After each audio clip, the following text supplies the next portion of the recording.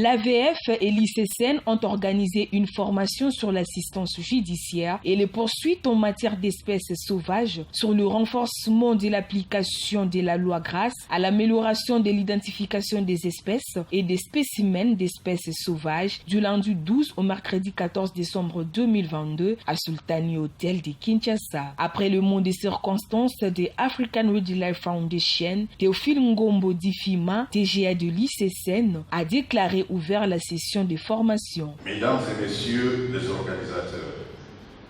distingués invités en vos titres et qualités respectifs, mesdames et messieurs les participants, mesdames, mesdemoiselles et messieurs, c'est pour moi aujourd'hui à la fois un honneur et une fierté de pouvoir me tenir par devant vous en ma qualité de directeur général adjoint de l'Institut congolais pour la conservation de la nature, ICCN Nancy, pour donner les mots d'ouverture de cet atelier de renforcement des capacités des agents et cadres des agences de l'État commis au contrôle dans les frontières, atelier qui a comme thème renforcer l'application de la loi en améliorant l'identification des espèces et spécimens sauvages et le respect des droits humains. Le trafic international d'espèces sauvages et des produits dérivés constitue aujourd'hui un crime majeur, prenant de plus en plus de proportions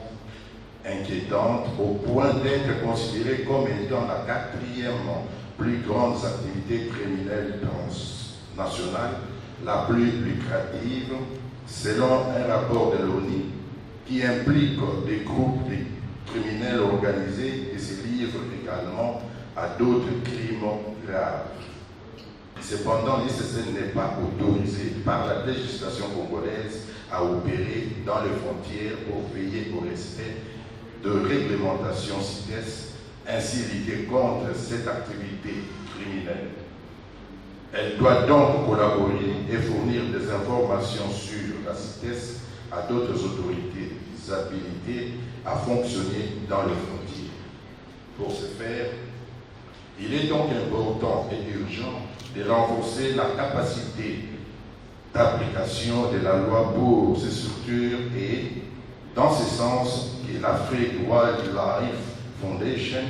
qui a une longue histoire de partenariat avec l'ICCN et de travail dans la conservation et la lutte contre le trafic en RDC, a obtenu de l'ICCN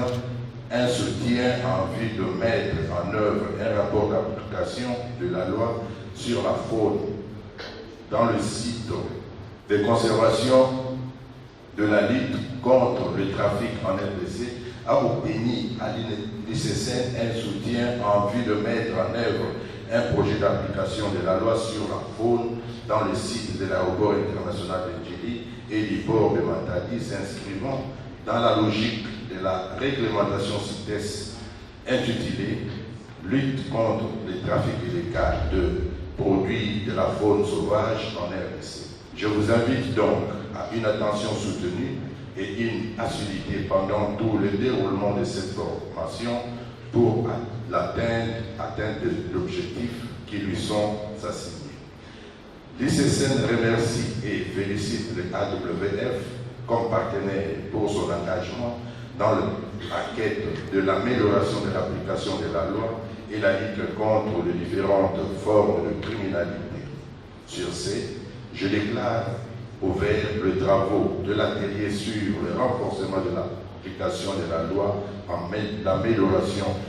l'identification des espèces et spécimens sauvages et le respect des droits humains. Je vous remercie. Plusieurs formateurs ont exposé le matière devant les agents et cadres des agences commises dans le grand port du pays, à savoir l'aéroport d'Ndjili et le port de Matadi. L'aperçu global de l'atelier, veuillez noter que l'atelier, présent atelier, a été rendu possible grâce au financement, on l'a dit tout au long de toutes les discussions qu'on a fait ici, au financement de notre bailleur de fonds, qui est le département d'État américain chargé de la lutte internationale contre les stupéfiants et l'application de la loi en sigle INL, et l'appui technique que AWF a su donner à la conception et à la mise en œuvre de ces projets, ainsi qu'à ses partenaires d'implémentation, JUREC et son partenaire étatique, l'Institut congolais pour la conservation de la nature. Cet atelier fait partie intégrante d'une série de 11 modules de formation. AWF, mon collègue l'a dit, a tout un département de counter-wildlife trafficking, de la lutte contre le trafic illégal, et nous avons une série de 11 modules de formation ici. Cet atelier fait partie intégrante d'une série de ces 11 modules qui ont été conçus par AWF afin justement de renforcer l'application de la loi au travers de l'implication effective des acteurs des agences étatiques de l'application de la loi que vous êtes.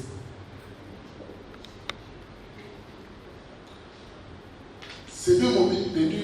modules plutôt qui se tiennent aujourd'hui dans cette salle ont comme thème d'abord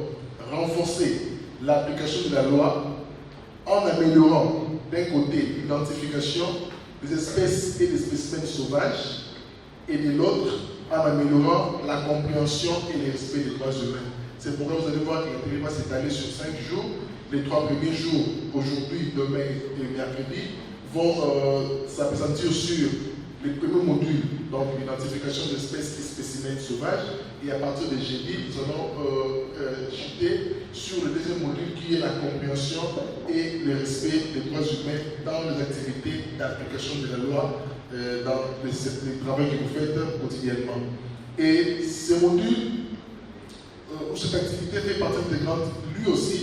ou elle aussi, du projet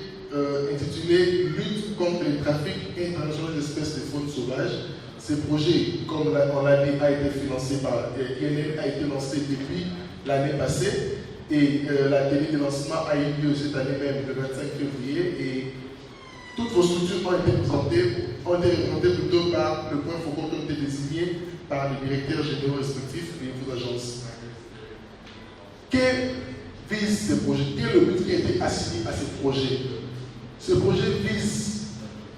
à réduire la capacité des groupes criminels à pratiquer et à tirer profit du braconnage, pas seulement du braconnage, mais aussi du trafic d'animaux protégés et de leurs sous-produits provenant de la RDC ou transitant par la RDC. Parce que le trafic international s'est fait soit par les produits qui ont comme pays d'origine la RDC ou comme pays de transit la RDC. Alors ce projet, au-delà de toutes les activités qui seront organisées, de tous les objectifs qui seront assignés à ce projet, visent à réduire la capacité de ces trafiquants, de ces réseaux de trafic criminels à continuer à tirer profit du braconnage et du trafic d'animaux et de leurs sous-produits qui passent par nos frontières internationales où vous avez votre point de travail habituel. Et pour atteindre ces buts, le projet s'est assigné 3 objectifs. Le premier objectif, vous allez m'excuser, c'est un peu tout petit, mais je vais le dire un peu rapidement. Le premier objectif vise à accroître la capacité des agents d'application de la loi que vous êtes. Pourquoi accroître cette capacité? C'est pour que vous soyez à mesure de détecter, d'interdire, de saisir et de transférer aux agences d'enquête, justement le parquet ou la justice, les produits illégaux de la faune sauvage grâce à la sensibilisation que nous faisons aujourd'hui, à la formation que nous faisons aujourd'hui et à l'équipement de certains matériels qui seront faits à l'occasion de ces projets. Ça, c'est le premier objectif. Le deuxième objectif, c'est que pour atteindre ces buts, le projet vise à améliorer la capacité nationale d'application de lois sur les espèces sauvages pour prévenir, détecter, enquêter sur la criminalité faunique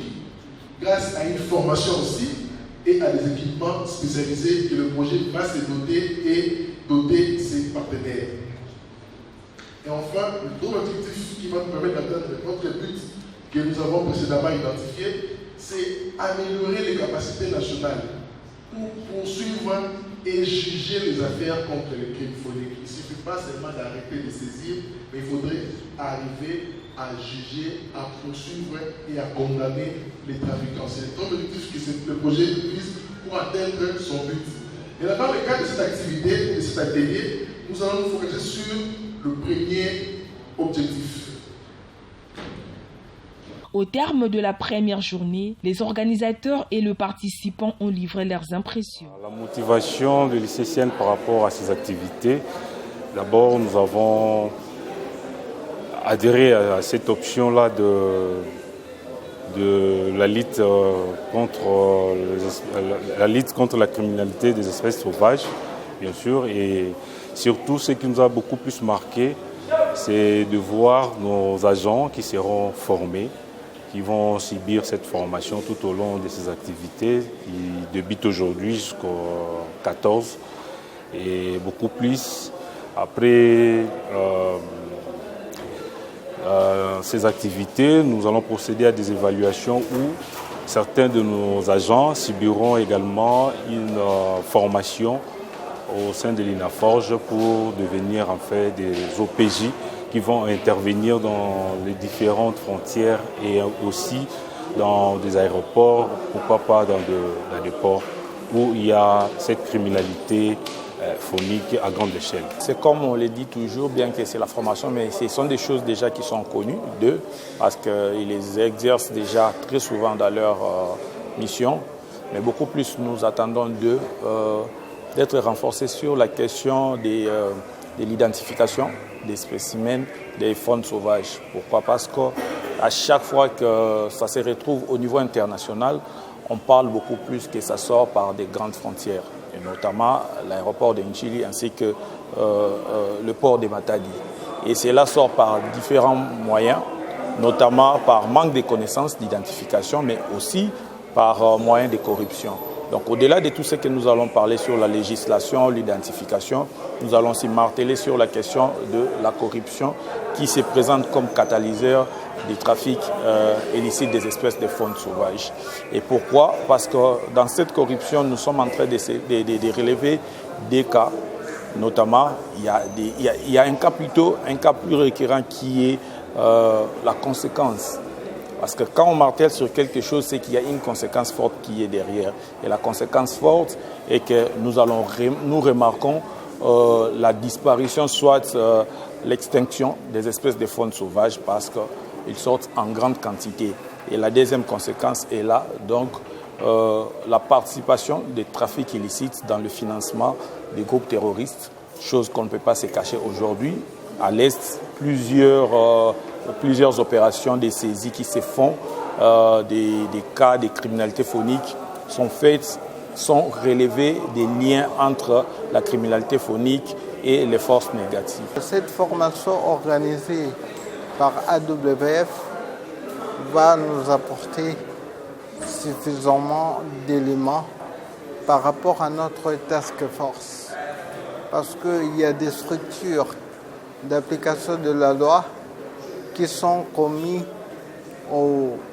portes des sorties et d'entrée du pays, là où les espèces sont manipulées et faute d'identifier certaines espèces,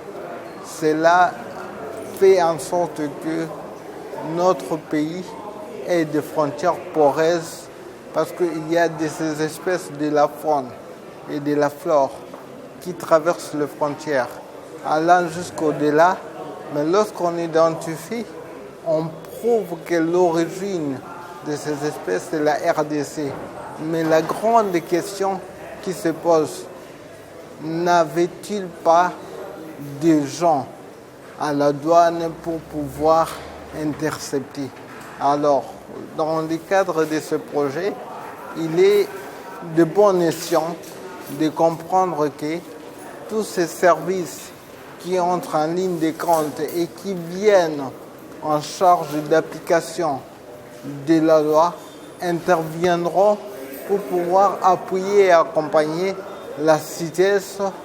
dans la manière de durcir les contrôles au niveau de frontières en sachant identifier surtout les espèces qui sont plus sollicitées dans le marché international, comme les cas de l'ivoire, comme les cas des écailles de pangolais et toutes ces espèces qui sont menacées parce qu'aujourd'hui, il y a maintenant une forte demande au niveau surtout de l'Asie pour leurs pharmacies traditionnelles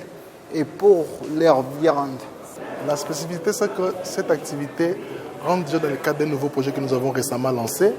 Je pense que vous êtes au courant, depuis l'année passée, AWF, avec le financement des AINEL, nous avons lancé un nouveau projet intitulé « Lutte contre le trafic illicite des espèces protégées en RDC ». Et nous avons choisi des sites d'implémentation pour ces projets. Il y a l'aéroport international de Njili et le port de Matadi. Et parmi les objectifs qui doivent concourir pour atteindre le but assigné à ces projets, qui est celui de réduire la capacité des groupes criminels à tirer profit ou avantage du braconnage et du commerce illicite de produits de la faune provenant de la RDC ou transitant par la RDC, il y a une activité qui devait, ou deux activités concurrentes qui devaient s'organiser pour améliorer l'application de la loi dans les chefs des agents qui appliquent la loi dans les deux sites frontaliers, notamment l'identification, où il faudrait améliorer l'identification des espèces et produits CITES, et de l'autre côté, améliorer aussi la compréhension et le respect des droits humains pour concourir justement à la lutte contre la criminalité phonique. Signalons que c'est depuis plusieurs temps que African Red Dealer Foundation, une branche du département américain, s'est engagée à réduire sensiblement le taux de criminalité phonique.